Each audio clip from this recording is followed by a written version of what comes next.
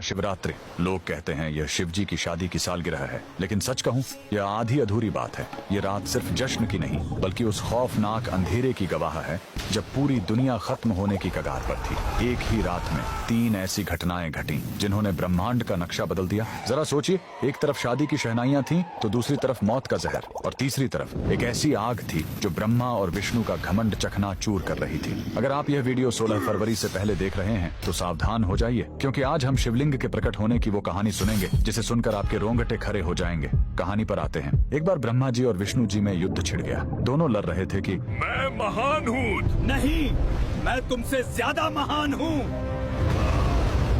उनका यह घमंड जब दुनिया का संतुलन बिगाड़ने लगा, तब अचानक उनके बीच एक विशाल अनंत अग्नि स्तंभ प्रकट हुआ। वह आग का एक ऐसा खंभा था जिसका न कोई शुरुआत था न अंत। उस स्तंभ से एक भारी आवाज आई, जो मेरे आखिरी सिरे को खोज लेगा वही महान होगा।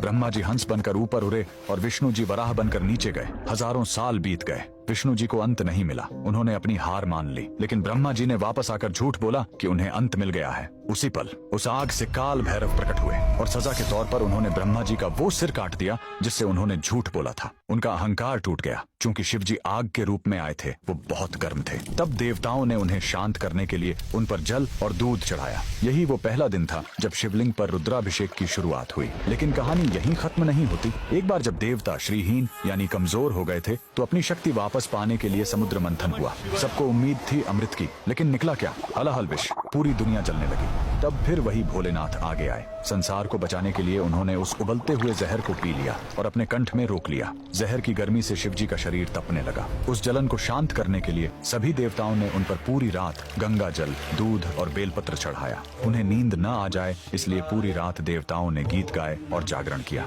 यही वजह है कि महाशिवरात्रि पर हम पूरी रात जागते हैं। लेकिन रुको, यह रात इतनी डरावनी भी नहीं है। इसी रात प्रेम की जीत भी हुई थी। जब माता सती ने अपने प्राण त्यागे थे तो शिवजी पूरी तरह टूट गए थे। वो वैरागी बन गए, दुनिया छोड़कर समाधि में चले गए। तब माता सती ने पार्वती के रूप में जन्म लिया। उन्होंने हजारों साल तक कठोर तपस्या की, सिर्फ अपने शिव को वापस पाने के लिए। आखिरकार भोलेनाथ पिघले। इसी महाशिवरात्रि की रात वो वैरागी फिर से दूल्हा बना और शिव शक्ति का मिलन हुआ। तो इस 16 फरवरी जब आप शिवलिंग पर लोटा भर जल चढ़ाएं, तो याद रखिएगा, आप उस आग को शांत कर रहे हैं और उस जहर के दर्द को कम कर रहे हैं। कमेंट में लिखें हर हर महादेव